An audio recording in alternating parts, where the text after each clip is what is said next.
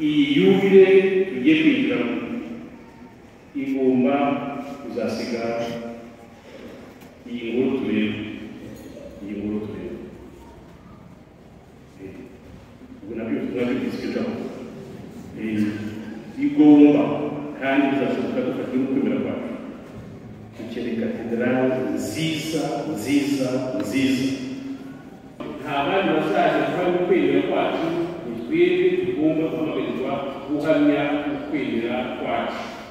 Umunani mu bisanzwe by'umwaka wa bibiri tumaze kuva amasomo atatu isomo rya mbere ryo mu gitabo cya kabiri cy'abami, isomo rya kabiri Pawulo ya kabiri Pawulo mutagatifu yandikiye Timote n'ivanjili yanditswe na Luka.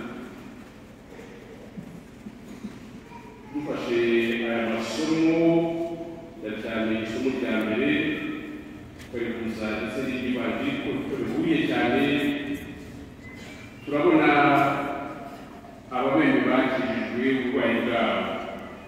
Isomo rya mbere Namani umunyasiriya yari umunyamahanga ntabwo yari umunyasiraheli, yari magambo bavuga ko ari umupagani utari umuryango wa Isiraheli. Kubisa uburyo yakijijwe uburwayi bwe, nyuma akajya gushimira Imana. Isomo ry'ivanjili twakubise Yesu yashimije abanyabwenge bari nabo bari abanyamahanga bafatwaga nk'abanyamahanga. Kuri amasomo yo gukaraba isomo rya mbere ni ivanjili aratwereka mbere na mbere uburyo Imana yacu ndetse Imana yatwereka muri Yesu Kristo ari Imana ikiza yifuza umutima wa bene muntu, atari gusa kuri roho ahubwo no ku mubiri. Usibye ko Abanyayisiraheli ubu bafite uburwayi bw'ibere n'ubu bavugaga yuko uburwayi bufite buhuriye n'uburwayi bwabo. Uburwayi bwabo bwigaragarizaga by'umwihariko muri ubwo burwayi bw'ibere bwafatwaga nk'indwara ikomeye cyane kandi ariko abanyamahanga rero bose twabumvise cyane mu isomo rya mbere Namani umunyasiriya amaze gukizwa yagiye gushimira Imana, ashimira Imana ndetse yavuze n'ukwemera ko avuga ati nta yindi Imana iri usibye Imana ya Isiraheli yari umunyamahanga. Imana yujuje y'Imana yayo izindi n'ibigirwamana ajya gushimira.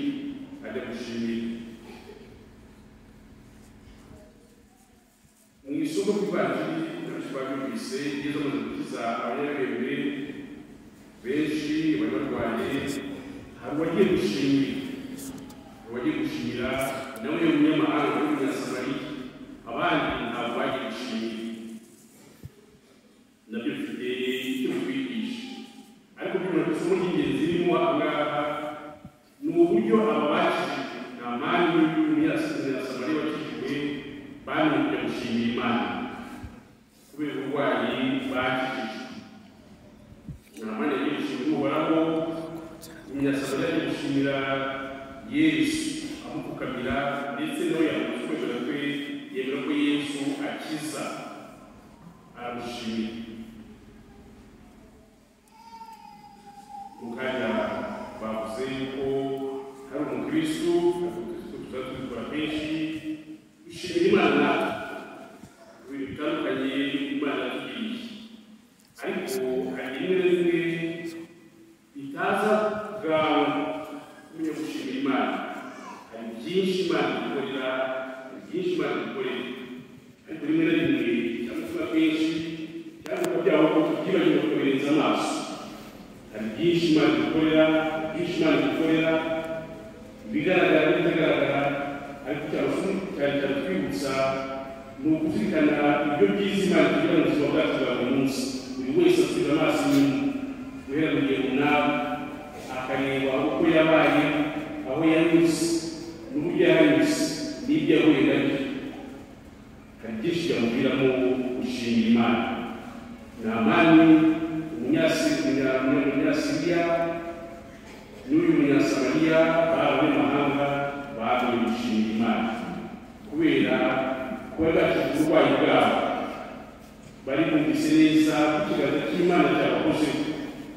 Natwe mu bihe bitandukanye hari ibimenyetso bitandukanye bigaragara Imana twigaragarizamo, ikiganza cy'Imana kikatukoraho, kikadukiza, kikatunyuza aho tutatekereza kuba twakwinyuza, kikadufasha kumva ibyo tutabashaga kumva, yewe kikanadufasha ndetse no kwihanganira ibyo twebwe tudashobora kwihanganira duhereye kuri kamere yacu ya kimuntu.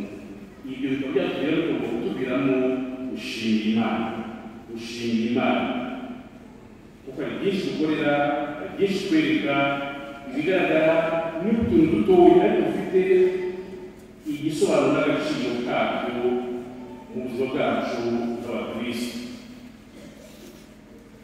Muri isomo rya kabiri twumvise Yohana Mutagatifu yandikiye Timote, ibaruwa tubizi, abize Bibiliya basigaye Bibiliya tubizi neza, ni mu Yohana Mutagatifu yanditse ari mu buroko afunzwe azira kuba yaramuhaye inkuru nziza y'Ivanjili, aratotezwa kugeza igihe ashyiriwe mu buroko.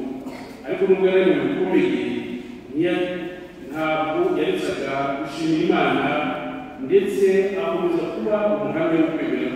Ibyo twese yandikiye Timote amushishikariza gukomera kwemera yamuhaye. Timote turabizi yari umwe mu bigishwa ba Pawulo, yagendanye no kwemera n'icyerekezo ubutumwa, igihe yari mu munyururu afunze mu bihe by'igeragezwa n'itotezwa, yandikira Timote ibaruwa amukomeza mu kwemera, cyane cyane murandikira kuba umuhamya w'Ivanjili bamamaje. Nibwo twumvaga abwira ati nituvana na Kristo tuzabaho hamwe nawe, nitwimvana hamwe nawe tuziyumva hamwe nawe,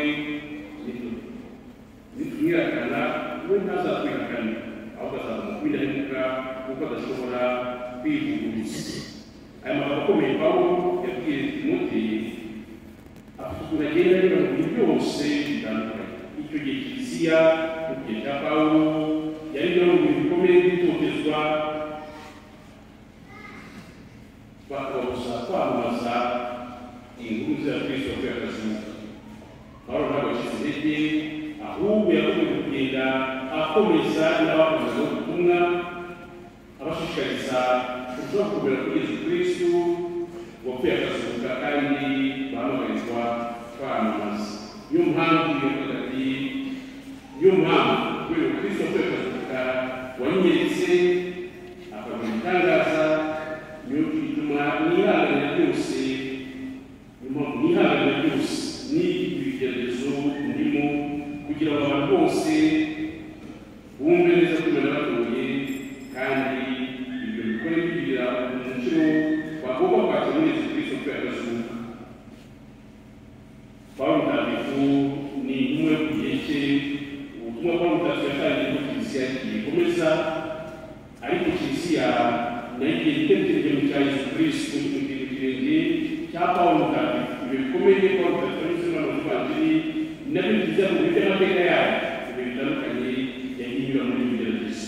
Uyu munsi rero Pawulo atwibutsa yuko twebwe twa Kristo, twebwe bakiriye Kristo, duhamagara kumubera abahamya, tutagomba guteza ubwoba n'ibintu bikomeye tunyuramo cyangwa se twakunyuramo, ahubwo muri ibyo bikomeye tugomba kuba abahamya kuko ba Kristo. Turi mu mwaka wa Yubile y'imyaka makumyabiri twakira Ivanjili, twagiye tugarukaho kenshi. Muri mwaka wa Yubile ni igihe cyo kongera kuzirikana inama twabwiye, ariko tunareba imbere cyane cyane tuzirikana ku buhamya no ku butumwa bwa Kiliziya n'abakristu duhamagarirwa gutanga imiso yacu muri isi yacu y'iki gihe none igenda itera Imana umugongo cyangwa se yihakana Imana mu buryo butandukanye. Bavuze uyu munsi turatangiza ku mugaragaro umwaka w'ibiro gushinga diyoseze yacu ya Byumba hirya no hino mu maparuwasi. Nk'uko babivuze uyu mwaka utangiye dukomeza mu rugendo rwa yubile y'impurirane y'imyaka 25 yo gucurwa kwa bene muntu n'imyaka 25 twakiriye ivanjiri. Turakera urugendo rwa yubile tuzasoza ku mugaragaro ku itariki ya 6 z'ukwezi kwa 12 muri uyu mwaka wa 2025. Mu rwego rwo kugira ngo dukomeze urugendo rwa yubile twifuje ko uyu mwaka mushya w'iterambere dutangiye 2026 dukomeza umurongo wa yubile, akaba ariyo mpamvu twifuje gushaka insanganyamatsiko izadufasha twazagera mu mwaka kandi aho twakomeza kuko twari dufite ya yubile kuko yubile tuzayisoza mu kwezi kwa 12 kandi nitunawusoza tuzakomeza urugendo cyane cyane tugaragara Kristo soko y'amizero ubuvandimwe n'amahoro. Akaba ariyo nsanganyamatsiko tuzakomeza kugenderaho muri uyu mwaka w'iterambere dutangiye turi kumwe n'abandi bakristo b'u Rwanda kuri iyo nsanganyamatsiko abepiskopi bacu baduhaye. Hanyuma nidusoza yubile mu kwezi kwa 12 uzabona umwanya muri icyo gihe abepiskopi bacu bazatugezaho ubutumwa cyane cyane butugaragaza aho twese muzakusanyiriza n'uburyo tuzabire buduha n'icyerekezo gishya cy'ikenuramusho muri myaka iri imbere, bikazatubera umwanya guhera mu kwezi kwa mbere kugeza mu kwa 9 wabona kurangira uzazirikana kuri ubwo butumwa bw'abepiskopi bunadufasha cyane cyane twebwe nka kiliziya na diyoseze ya Byumba tukazagenda no tuvanamo ingingo zizadufasha kwinjira mu mwaka uri imbere mu utaha w'iterambere 2026. Muri uyu mwaka dutangiye iterambere turakomeza kujyana n'abakristo muri gahunda ya yubile tugendera hamwe tuzirikana kuri yubile y'impurirane turimo cyane cyane kwibuza gusubira ku isoko turangana Kristo kugira ngo tube ku isoko y'amizero ubuvandimwe n'amahoro mu miryango yacu, mu miryango remezo no mu butumwa dukora. Hanyuma nidusoza yubile twebwe b'intore mu diyoseze gatolika ya Byumba twavuze mu myaka yashize, ariko none tuzabona umwanya tuba dusoje yubile y'impurirane ariko dutangira urugendo rushya rwa yubile yacu ya diyoseze ya Byumba. Yubile y'imyaka 50 tuzahimbaza muri 2031. Nkaba nifuza yuko nidusohoka muri yubile y'impurirane tuzatangira hamwe na diyoseze n'umuryango w'Imana urugendo rwa y'imyaka 5 tuganisha kuri yubile y'imyaka 50 y'ishingo rya diyoseze yacu gatolika ya Byumba, aho twazana n'umwanya no kureba icyerekezo nyacyo gifatika twifuza kuzajya tugendamo kituganisha kuri iyo yubile y'imyaka 50 mu byiciro bitandukanye by'ikenuramusho muri diyoseze yacu. Tuzaba umwanya rero wo kuzirikana wo kureba neza imbere mu byiciro bitandukanye by'ikenuramusho muri diyoseze yacu ya Byumba. Tukazageza ku itariki 31 z'ukwa 8 dusoza umwaka none n'uri urugendo iyo gahunda y'icyerekezo cya yubile nshya twinjiyemo tukazaba twashyize ku murongo tugatangiza umwaka mushya w'ikenuramusho 2027 dufite n'icyo cyerekezo kigari cy'imyaka 5 twibaza ikibazo tuti nk'umuryango w'Imana muri diyoseze ya Byumba muri 2050 turifuza kwegeramo duhagaze dute ubukristo bwacu, amaparuwasi, imiryango remezo gatolika, ubukirisitu, imiryango remezo, abakateshiste, mu kugerageza gushaka idufasha kugira ngo tubashe gusoza neza ubutumwa bwacu hirya no hino, uburere bw'abaseminari, abapadiri, kwita ku bapadiri, kwita ku matsinda atandukanye y'abakristo. Ibyo bizatuma duhuriza hamwe iyo gahunda y'imyaka izatuyobora, noneho buri mwaka tukagenda tugira icyo twibandaho, ariko byose bigamije kugira ngo tuzagere kuri yubile y'imyaka 50 ya diyoseze twageze ku ntego twifuza, byose kandi tukazagenda duherekezwa na Yesu Kristo tugomba kwamamaza. n'urugendo rurerure. Akaba ariyo mpamvu uyu mwaka uzatubera mu gusozanya yubile n'abandi bakristu bo mu gihugu cyacu mu mazu atandukanye, ariko noneho twamara kwisoza ukabona umwanya wo kwicara duhereye ubutumwa bw'igihugu bazadura runaka tukari icyerekezo tugomba guha imyiteguro y'ibire yacu ya 50 y'ishingo rya diyoseze gatolika ya Nyamata mu mwaka wa 2031. Ibyo bibiri kandi ndabona tubifitiye kumwe uzaba umwaka wihariye, ntabwo tuzaba turi mu gihugu twenyine, hari n'abo tuzaba twisangiye n'ubwo twabibabwiye. Diyoseze gatolika ya Cyangugu nayo turi impanga izaba ihimbaza y'imyaka 50 ishinzwe, kuko twari diyoseze zombi zashinzwe rimwe, ariko muri icyo gihe hazaba hari n'ikindi yubile nayo yihariye bazagiye cyo kubabwira. Tuzaba n'urukundo rwa myaka 50 Bikira Mariya Nyirabazambo abonekeye Kibeho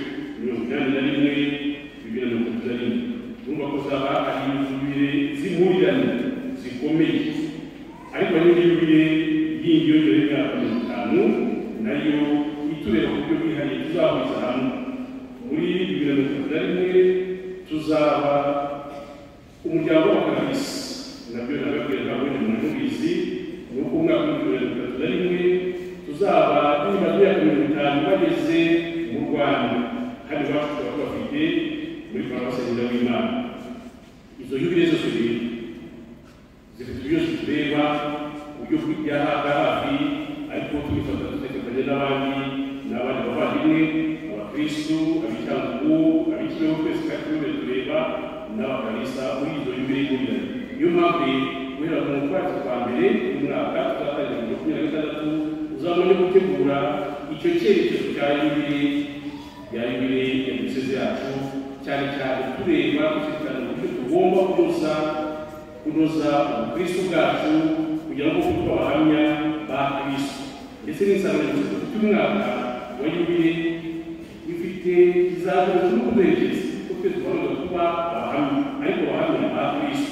Kristo niwe ugomba kugira tukamwumva akatwigisha, tugana umunsi ku wundi guhuza ubuzima bwacu n'ivanjiri y'urukundo yatwigishije.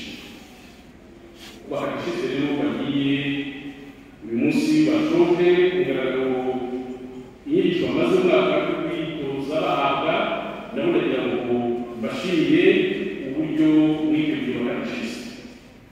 Tumaze iminsi tubivuga kandi mu kwezi gutandukanye cya 8 z'ukwa 11 tuzahimbaza yubile y'abarayiki muri rwego rwa yubile y'impurirane. Ibyo bigasanga hano iwacu muri diyoseze gatolika ya Nyamata z'ukwa 11. Kuba rero uyu munsi dufite amahirwe yo gusoza icyiciro cy'amaze umwaka wiga, nabyo bifite icyo bitubwira, cyane cyane kumva inshingano twese dufite, uburyo buri wese mukagishyize kuko agomba guhamya no kwerekana no kuba abandi kugeza bari kwemera kwe, ariko bakagishyize n'umwihariko bafite ubwo butumwa. Ntabwo ari umurimo, ntabwo ari n'akazi, ahubwo ni ubutumwa. Kwemera kwakiriye ntabwo kugurishwa, ntabwo guhemberwa, ahubwo ibyiza leta tuba tugomba kubisangiza abandi. Ariko n'umwihariko mwebwe mukagishyize mu kuba mufite inshingano zikomeye zo gufasha abandi bakristu kurushaho kumenya Kristu no kurushaho gukura mu kwemera, mubasobanurira amahame yo kwemera, mubigisha cyane cyane gufasha gutegura abana bacu gutegura amasakramentu.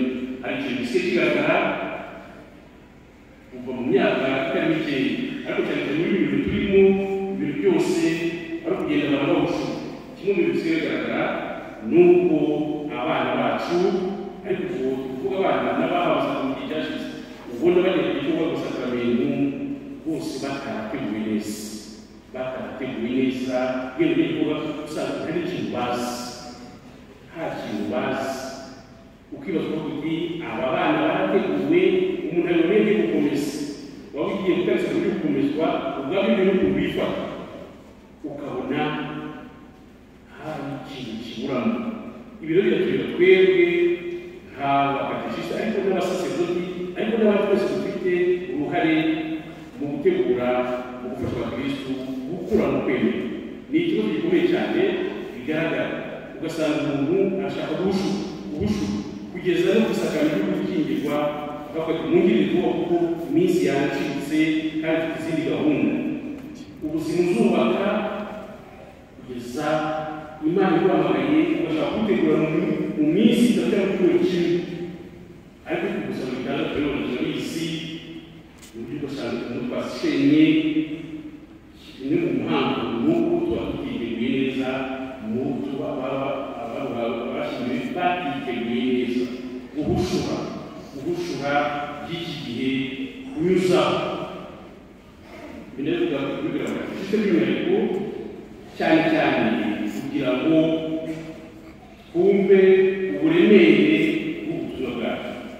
Mu gihe cyashize ntabwo turatangaza kugaragara ko bivuga ko muri iyo yuye twitegura yuye y'imyaka mirongo itanu duseze atumva cyane cyane ibijyanye n'ubwigisho nabyo hari imirongo migari kandi n'icyemezo tugomba kuzafata kugira ngo turusheho kunoza ubukristo bwacu. Birababaza y'umuntu mukristo rwose wenda akaba yatangira kuza mu misanzu wawe ku ngingo zijyanye no kwemera, ugasanga ntabwo ashinze imizi neza. Navugaga mu gihe cyashize hari twabiganiyeho, ariko twifuza ko urwego rwo kunoza ubukristo no gutegura kuzakamira muri iyo gahunda hari icyo tugomba kuzavugaho kandi tukakiyemeza nk'abakirisitu nka diyoseze mu maparuwasi kugira ngo tube abahamya bakwakwemera nyako. Nta bandi bazaza kuba mu kwemera kwacu, ni twebwe tugomba guhamagarirwa guhamya ukwemera kwacu. Ntabwo ari abantu bazaza kubidukorera kugira ngo tubikorere ntawe utanga icyo afite. Tugomba kugira icyo tugira, uko kwemera kwacu tukaduhindura none tukaba abahamya babo.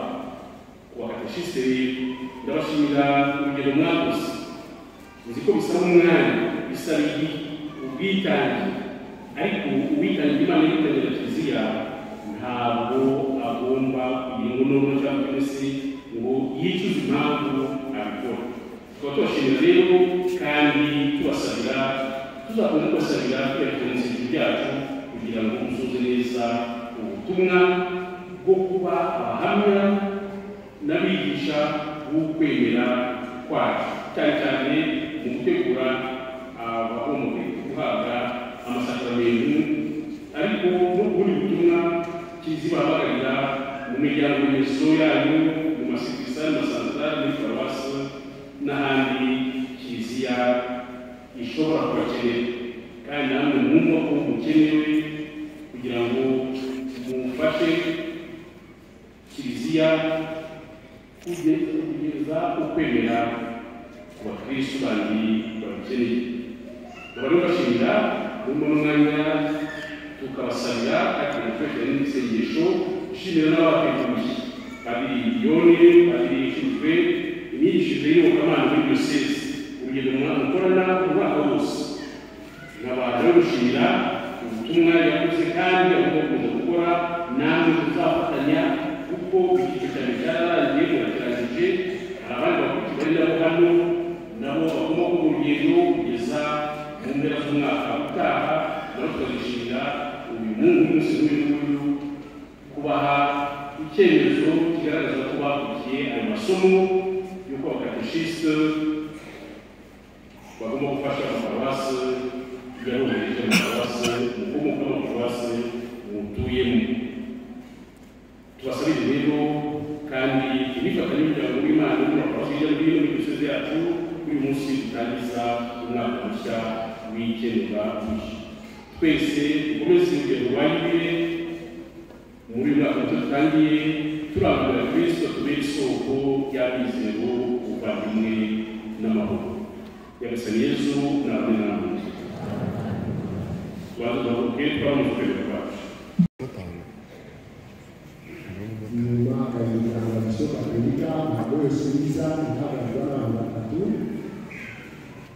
hanyuma komisiyo y'abarinzi niyo yahagararwa abaturage, abakatolika umwami n'abaturage,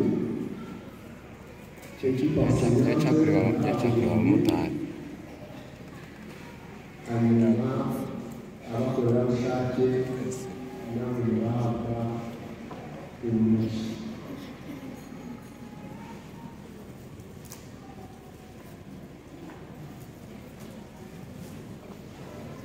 abari muri aya matsinda navuze muhaguruke kugira ngo amasengesho twese tuvugira hamwe.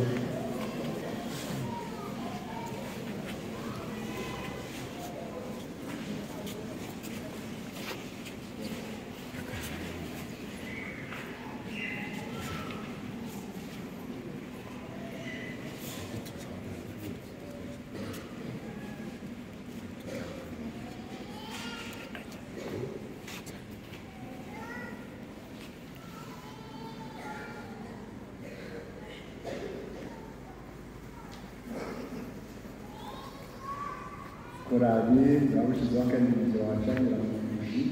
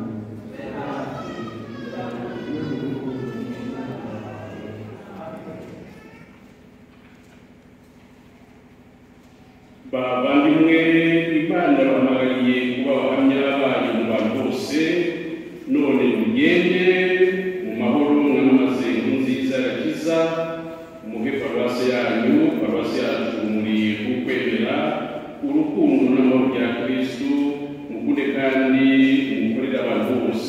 Imana ishobora byose ibamugisha kandi ibaherekeze mu buzima bwanyu, izina ry'Imana Data na Mwana na Roho Mutagatifu. Turabifuriza ubutumwa bwiza kandi mwatumagarira abandi uko wavuze urumuri ubutumwa rusangiye ugende gusangiza abandi maze mu mwaka w'icyo kuko buri wese azaharanira kubaka kiliziya ye mbere na mbere ashingiye ku kwemera kwe kandi aharanira kuba intumwa n'umuhamya wa Kristo. Mugire ubuzima bwiza kandi mufuriza mwese umwaka mwiza w'ikendabushyo nkaba mufunguye ku mugaragaro umwaka w'ikendabushyo 2025-2026. Murakoze.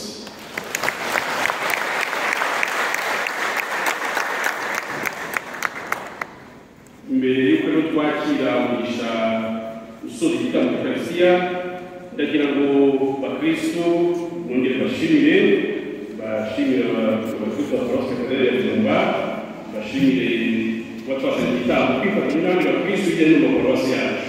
Navuze ko ubutumwa nabahaye wabumvise uyu mwaka w'ikendabushyo dutangiye, turakomereza muri gahunda ya yubile y'ubuhirane n'insanganyamatsiko igira iti turagamire Kristo isoko y'amizero ubuvandimwe n'amahoro. Baravuze kenshi muri iki gihugu cyacu, muri isi yacu ndetse no hirya no hino zacu, dukeneye kongera kuragamira Kristo akatubera isoko y'amizero. Hari benshi bahangayitse bafite umutima uhagaze bitewe n'impamvu zitandukanye. Abo ngabo nibo dutumwaho gutwoherezwaho kugira ngo Kristo ababere kuko iramiro. Turagamije kandi Kristo soko y'ubuvandimwe.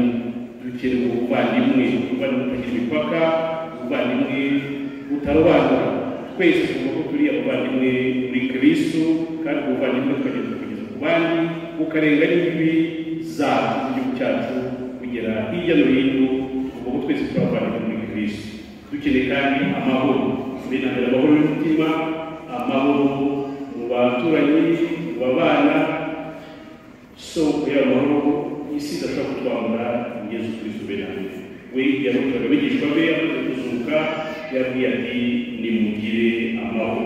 Tubereye intumwa za mizero mu bafite imitima ihangayitse, tube intumwa n'abahamya ubuvandimwe cyane cyane ari amacakubiri n'ubwumvikane buke. Tube abahamya b'intumwa z'amahoro mu baturanyi, mu bavandimwe, ariko mbere na mbere ariko tumaze tuyakire mu mitima yacu tunatanga icyo adafite. Mwese turifuza umwaka mwiza, tuzarangwe kuba abahamya kandi tugire muri kiliziya yacu, muri kiliziya yacu muri Mureresi. Ukwemera kwacu guhamagarira wese umuhamya w'ukwemera kugeza buri wese mu byiciro akoreramo. Ndashimiye yuko abamotari bahagarariye nabo n'abantu bakomeye kandi bakora ubutumwa bukomeye, bagomba kurangwa n'ibyo kuvuga na rwa rundi. Ahari imikorere myiza, mukagira inama abandi tugomba kwitwara gutya, gukora gutya. Umumotari mu Kristo ariko ntabwo ari mu gihugu n'abandi twese mu Kristo. Ibi ngibi ntabwo bikwiye ko byagaragara mu mwiza y'ukwemera kwacu mu Kristo. Ibi ngibi ntabwo bijyanye n'uwundi we, tukabahamya kuko kwemera kwacu. Hanyuma tuzasoza umwaka none twinjira muri rwa rugendo rwa yubile ngari tugomba kuzageramo neza kandi tukubaka ukwemera kwacu. Abakristo ba Katedral ya Byumba urumva barabwiye ko tuzabikora ku mugaragaro, ariko murabizi rero iyi yubile tugiye kwinjiramo igomba kuzasiga iyi nkuru tureba. Ubwo nabyo tuzabigisha igomba kandi bizashoboka dufashwe n'ukwemera kwacu. Dukeneye katedrali nziza kandi urwo rugendo tuzagenda muri 2031 tumurikiwe na Yesu Kristo twabigeze. Ariko buri wese arasabwa kugira uruhare. Isengesho mbere na mbere n'ukwemera kwacu nibyo bizadushoboza byose. Reka duhaguruke twakira umugisha w'Imana. Imana ishobora byose nibagirira ibanga bamugisha kandi bashyire mu mutima urangamiye umukiro w'iteka. Nibacengeze mu nyigisho zikomeza ukwemera kwanyu kandi bafashe kwidacogora mu migenzo myiza. N'urugendo rwanyu hano ku isi nigumye baganishe kuri ubwanyu kandi mbere inzira amahoro y'urukundo. Ushobora byose nawe umugisha Imana Data na Mwana na Roho Mutagatifu. Tugire tujyane amahoro n'ishimwe rya Kristo.